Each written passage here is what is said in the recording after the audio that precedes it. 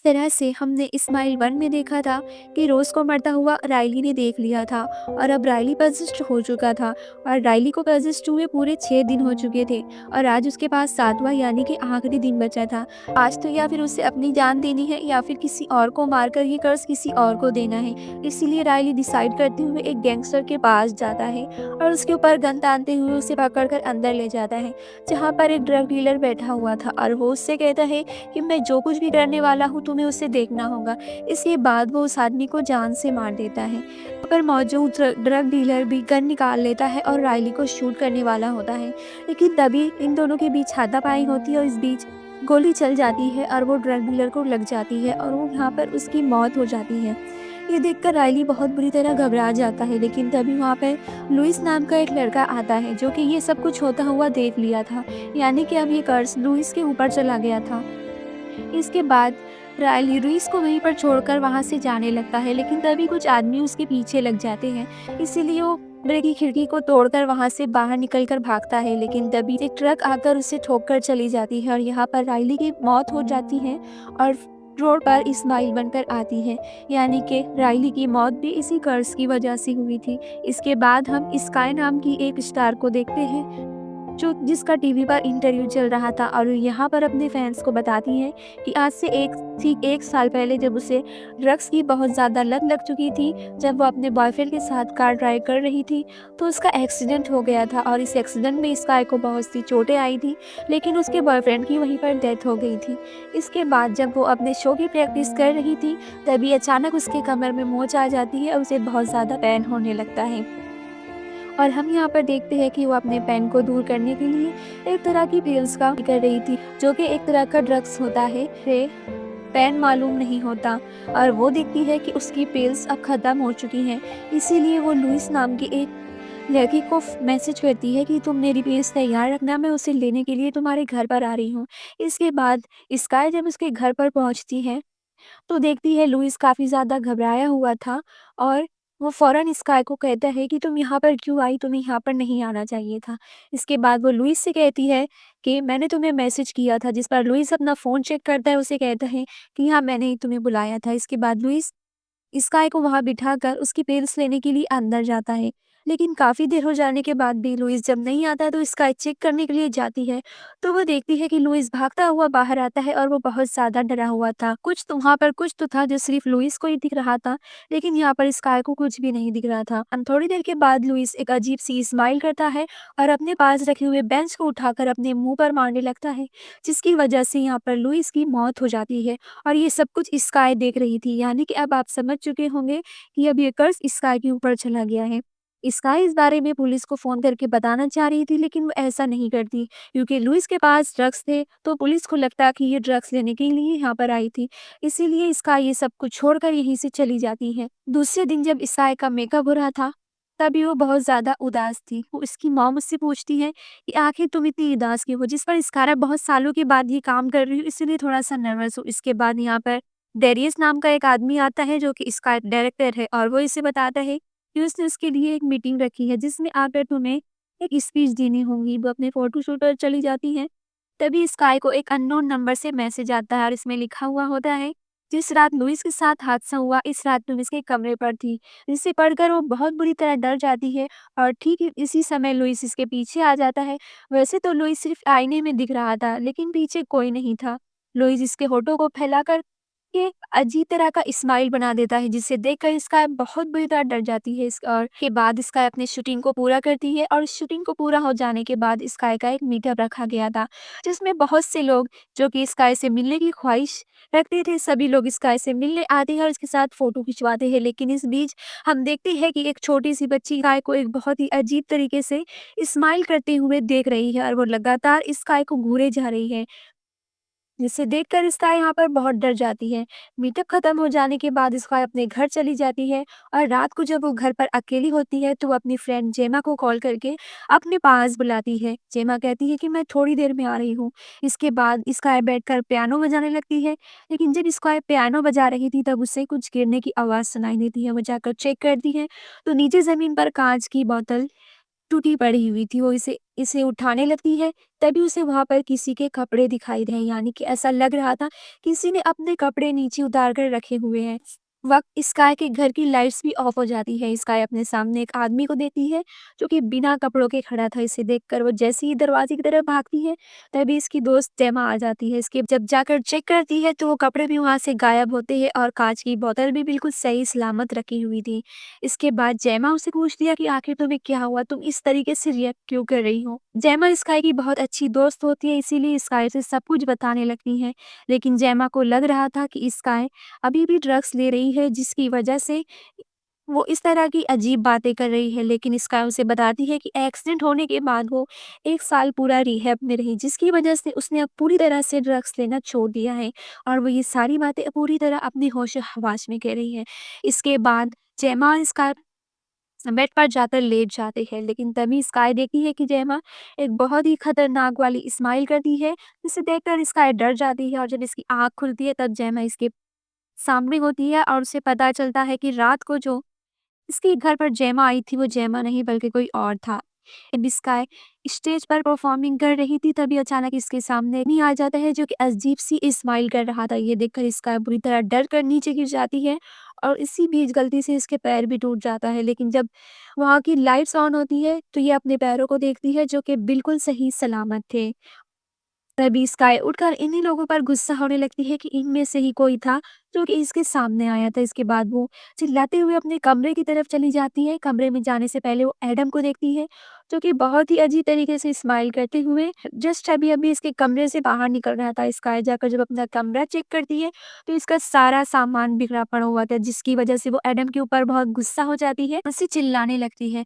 हालांकि एडम यहाँ पर उसे पूरी तरह समझाने की कोशिश कर रहा था कि उसने कुछ नहीं किया और तभी वहाँ पर स्काई की मॉम आती है और उसे शांत करते हुए अंदर लेके जाती है। उसे पूछती है कि उसे आखिर क्या हो गया, वो इस तरह का रिएक्ट क्यों कर रही है और उसे बताती भी है कि उसे आज एक मीटिंग में जाना है जहाँ पर जाकर उसे लेक्चर देना है। लेकिन स्काई इस चीज़ के लिए तैयार नहीं होती, लेकिन अपनी मॉम की फोर्स करने की वजह से वो यहाँ जाने के लिए तैयार हो जाती है। जाने के बाद स्काई को फिर से उस अननोन नंबर से मैसेज आता है जो कि इस बार लिखा था कि मुझे पता है तुम स्काई हो।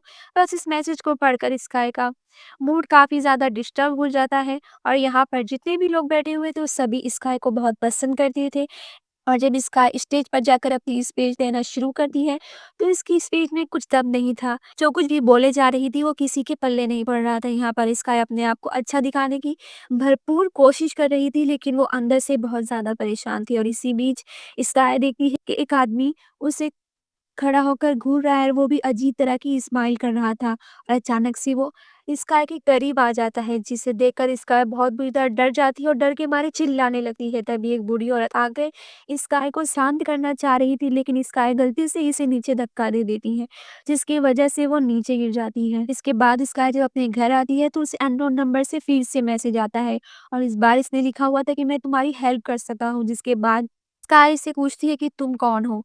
तो वो आदमी एको लुइस की एक वीडियो भेजता है, जिससे और जब स्काई इस वीडियो को देख रही थी तभी लुइस भी अचानक उसके सामने आ जाता है, जिसे देखकर स्काई बहुत बुरी तरह डर जाती है और अब इन सब चीज़ों से परेशान होकर स्काई फाइनली डिसाइड करती है कि वो इस मैसेज वाले बंदे से मिलने ज़रूर जाएँगी। बाद वो बंदा स्काई को एक बार की लोकेशन भेजता है और जब स्काई इस बार में जाती है तो इसकी मुलाकात मोरिस नाम के एक आदमी से होती है।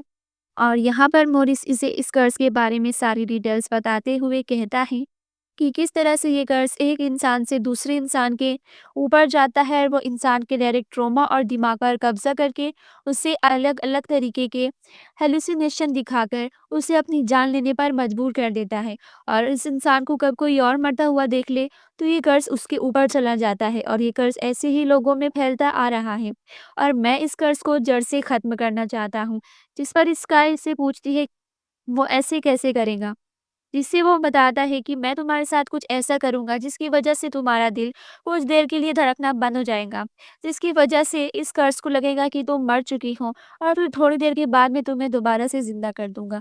मोरिस की ये बात सुनकर स्काई बहुत बुरी तरह डर जाती है और वो अच्छी तरह से जानती है कि किसी इंसान का दिल एक बार धड़कना बंद हो जाए, तो उसे वापस से ज़िंदा करना नामुमकिन है। इसीलिए वो इसकी बातों को इग्नोर करके फ़ौरन घर चली जाती है। अब घर जाने के बाद जैसे ही वो अपने कमरे की लाइट्स को ऑन करती है, तभी ढेर सारे लोग और वो सब की सब अजीब तरीके से स्माइल कर रहे थे। स्काई यहाँ से भागने की कोशिश करती है लेकिन वो सब की सब उसे पकड़ लेते हैं और चारों तरफ से उसे घेर लेते हैं और उसे पकड़ लेते हैं।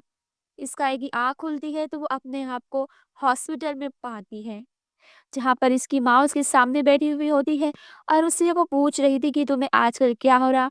तुम लिविंग रूम में हमें बेहोश पड़ी दिखाई दी, जिसके बाद हमने तुम्हें हॉस्पिटल में एडमिट कर दिया। तुम इतनी लापरवाह क्यों होते जा रही हो? उसकी माँ उसे याद दिलाती है कि आज उसका शो भी है, जिसकी उसे बहुत बड़ी रकम मिलने वाली है। जिस पर स्काई कहती है कि वो कोई भी किस्म का शो नहीं कर सकती।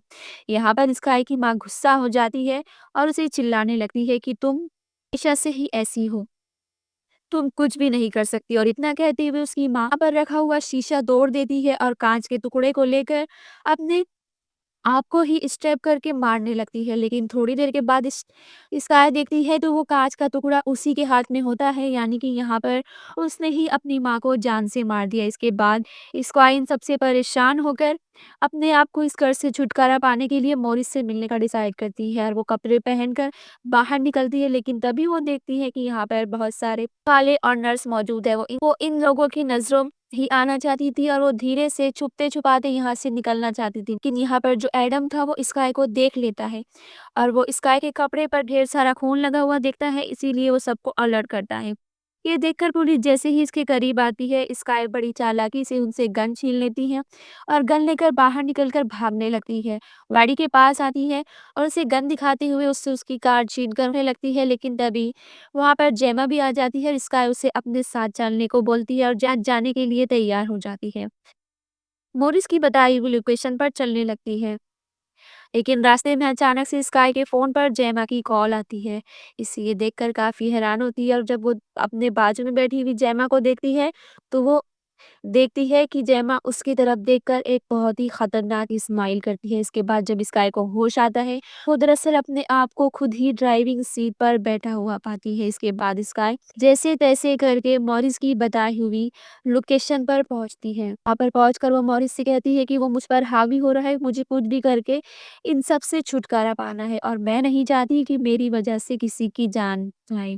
इसके बाद मॉरिस उसे अंदर लेकर जाता है और उसे पहनने के लिए कपड़े देता है। इसके बाद वो स्काई उन कपड़ों को पहनकर लेट जाती है, जिसके बाद मॉरिस उसके अंदर एक इंजेक्शन लगाता है और उससे कहता है कि ये इंजेक्शन अपना काम कर रहा है, तब तक मैं दूसरा काम खत्म करके आता हूँ। इतना कहने के बाद मॉरिस एक दूसरे कमरे में चला जाता है।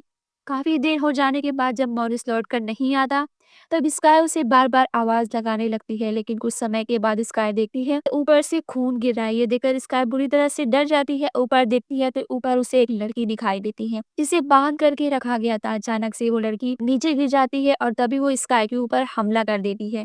इसके बाद वो स्काई को उठाकर काफ़ी दूर फेंक देती है और बस यहाँ पर स्काई को वो पजिश करके मारने ही वाली होती है। तभी स्काई इसकी उंगलियों को दाँतों से चबा देती है और इसके बाद जब वो कमरा खोलकर बाहर निकलती है तो वो अपने आप को स्टेज पर पाती है। ढेर सारे लोगों को अपने सामने देखती है तो उसे याद आता है कि आज ही के दिन तो था और आज ही के दिन उसे परफॉर्म करना था। तभी एक क्रिएचर स्काई के सामने आ जाता है और वो उसके होठों को फैलाकर स्माइल बना देता है। इसके बाद स्काई सभी ऑडियंस के सामने अपने हाथ में जो माइक होता है उसे अपने मुंह पे मार-मार के अपने आप को जान से मार देती है और फिर स्काई मर कर नीचे गिर जाती है और उसके चेहरे पर एक अजीब-सी स्माइल होती है। इसी के साथ ये मूवी यहीं पर ख़त्म हो जाती है। अब आपको इसकी एंडिंग थोड़ी कन्फ्यूज़न लग रही होगी, जिसको लेकर मेरे पास एक थ्योरी है दोस्तों कि हो सकता है जिस तरह हमने 1 में भी देखा था कि रोज़ अकेले में मरना चाहती थी, लेकिन इस कर्स ने किसी भी तरह को वहाँ पर लेकर आ गया था। जिस तरह राइली ने फिर रोज़ को मरते हुए देख लिया था और ये कर्स राइली पे चला गया था और यहाँ पर भी स्काई अकेले मरना चाहती थी। तो हो सकता है कि मॉरिस कोई रियल में एग्ज़िट ही नहीं करता हो। ये भी इस कर्स ने स्काई को एक तरह का हैलुसिनेशन दिखाया हो। यही में स्टेज पर ही मरी हो लाखों लोगों के सामने, जिसकी वजह से ये कर्स लाखों लोगों में फैल जाए, क्योंकि ये कर्स चाहता ही है कि ये बहुत जल्दी-जल्दी लोगों में फैले। ठीक है, अब इसके आगे की कहानी हम तो स्माइल 3 से ही जानेंगे। तब तक के मूवी की एक्सप्लेनेशन स्टोरी अगर आपको पसंद आई है तो मेरे चैनल को लाइक और सब्सक्राइब ज़रूर करना।